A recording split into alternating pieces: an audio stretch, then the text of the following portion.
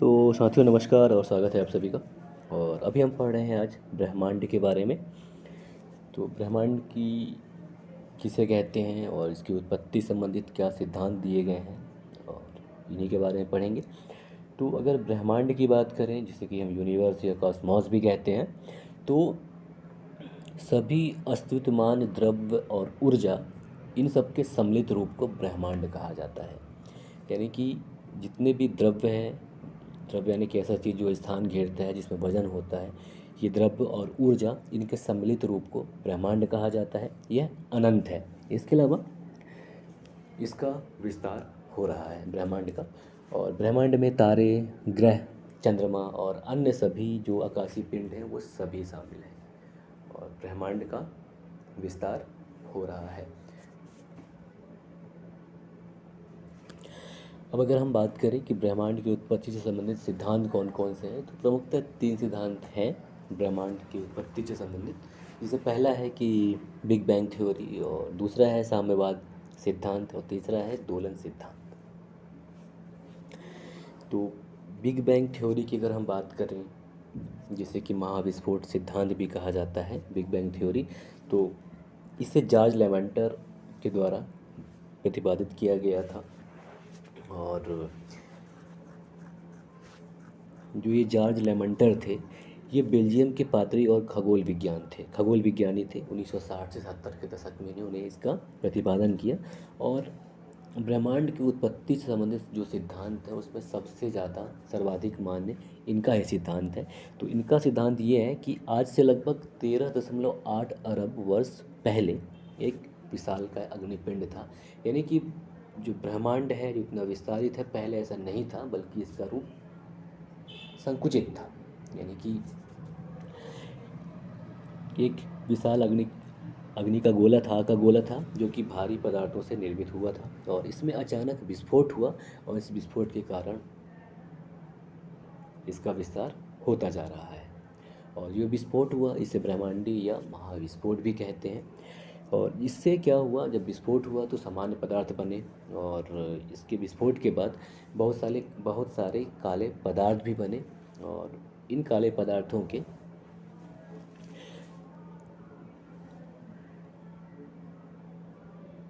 इकट्ठे होने से जो ब्रह्मांड के जो पिंड हैं उनका निर्माण हुआ, और इन पिंडों के चारों ओर समान पदार्थों का जमाव हुआ, जिसकी वजह से इसके आकार में और वृद्धि हुआ, और इस प्रकार आकाश गंगा का निर्माण हुआ।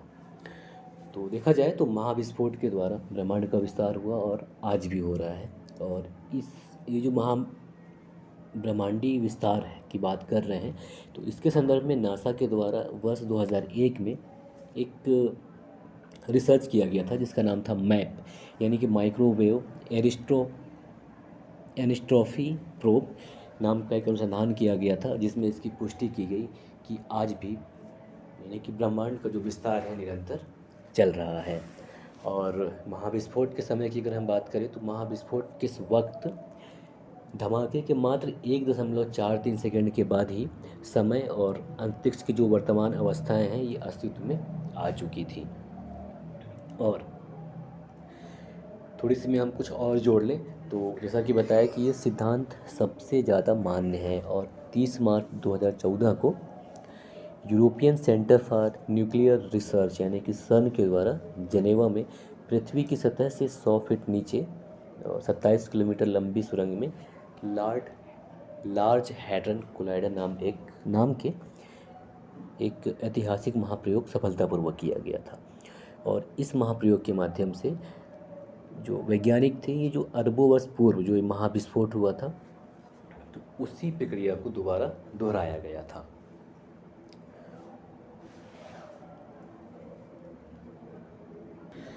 तो ये था ब्रह्मांड की उत्पत्ति से संबंधित बिग बैंग थ्योरी। और अब हम बात करें साम्यावस्था सिद्धांत की। तो साम्यावस्था सिद्धांत की अगर हम बात करें, जिसे कि स्टेडी स्टेट थ्योरी भी कहा जाता है, और इस सिद्धांत को दिया गया था थॉमस गोल्ड और हरमन बांडी के द्वारा। तो ये सिद्धांत ये कहता है, जो ये साम्यावस्था सिद्धांत है, कि ब्रह्मांड में जो है आकाश गंगाओं की संख्या नियत है। यानी आकाशगंगा जो है वो स्थिर है, इनकी संख्या नियत है। और नई आकाशगंगा क्या करती है कि दो आकाशगंगाओं के बीच की जो खाली स्थान होती है उनको भरने का काम करती है, और पुरानी आकाशगंगाएं विस्थापित होकर रिक्त आकाशगंगा में चली जाती है, और इस प्रकार संपूर्ण ब्रह्मांड का द्रव्यमान नियत रहता है। तो यहाँ पे द्रव्यमान संरक्षण का नियम लागू हो जाता है इनके सिद्धांत में, साम्यावस्था सिद्धांत में।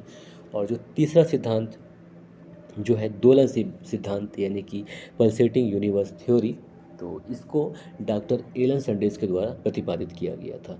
और ये ब्रह्मांड की उत्पत्ति का नवीनतम सिद्धांत है, और इसके अनुसार ये हुआ कि करोड़ों वर्षों के पश्चात जो है ब्रह्मांड फैलता और सिकुड़ता रहता है, यानी कि इसमें पहले प्रसार या विस्तार होता है और बाद में गुरुत्वाकर्षण इसके विस्तार पर रोक लगा देता है। तो इसका बहुत सारा आलोचना किया गया, क्योंकि अगर इसके विस्तार पर रोक लगा दिया जाए तो एनर्जी एक जगह इकट्ठा होगा तो फिर से विस्फोट हो सकता है, और चूँकि ऐसा नहीं हो रहा है तो इस सिद्धांत को उतना ज़्यादा मान्यता नहीं मिला है।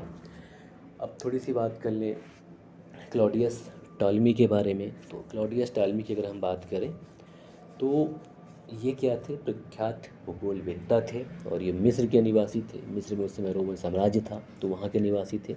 और इनका जो जन्म है, जन्म वर्ष 100 से 178 ईस्वी या फिर 90 से 168 ईस्वी माना जाता है।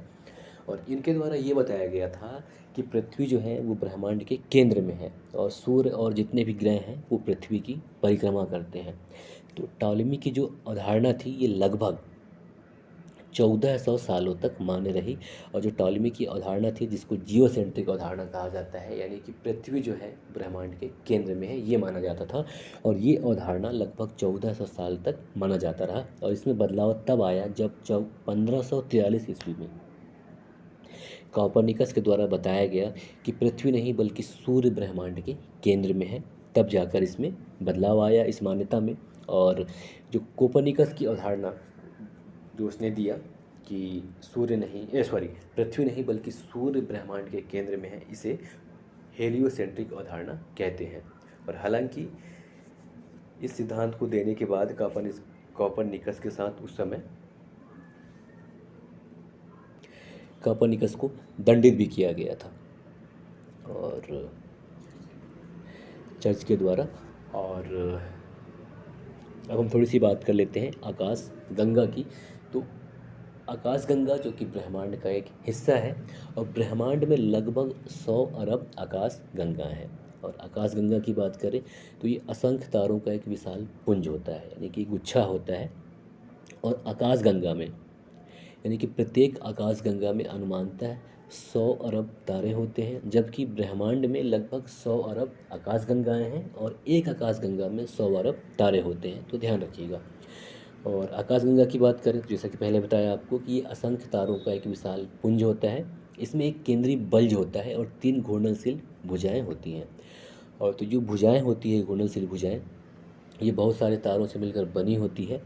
और ये जो बल्ज होता है, तो बल्ज की बात करें तो आकाशगंगा के केंद्र को बल्ज कहा जाता है। और जो हमारी आकाशगंगा है उसका नाम मंदाकिनी या गैलेक्सी है, और इसका आकार सर्पिला आकार है। इसके अलावा जो मिल्की वे है, तो जैसा कि कहा कि हमारी आकाशगंगा का नाम मंदाकिनी है और इसका आकार सर्पिला है, तो हमारे गैलेक्सी या मंदाकिनी का नाम मिल्की वे है, जो कि तारों का एक समूह है, और ये हमारे आकाशगंगा का ही एक भाग है। और आकाशगंगा का जो हमारा आकाशगंगा है इसका व्यास 1 लाख प्रकाश वर्ष है। तो ये था ब्रह्मांड की उत्पत्ति से संबंधित संक्षिप्त जानकारी। और नमस्कार, जय हिंद।